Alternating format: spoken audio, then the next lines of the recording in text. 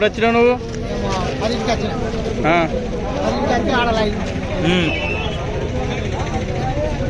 దొరుకుతాయా?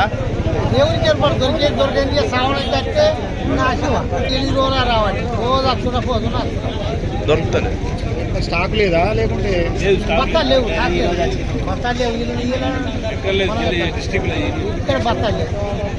దుకాణానికి ఉందామంటే దుకాణం బయట కూడా ఎవరమ్మా అంతగా ఉద్యోగాలుంది ఉన్నావు ఈడ ఊడియ బత్తాలు లేక ఏం లేక నీళ్ళు లేవు, ఉపాసం ఉంటుంది.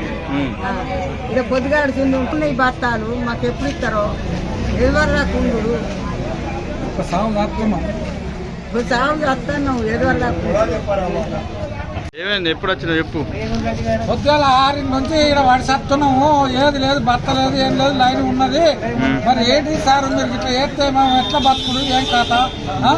మరి పొలాలు ఉండుడా చేసుడా బందా? అవు ఇట్లా అయినాక ఎట్లుంటుంది?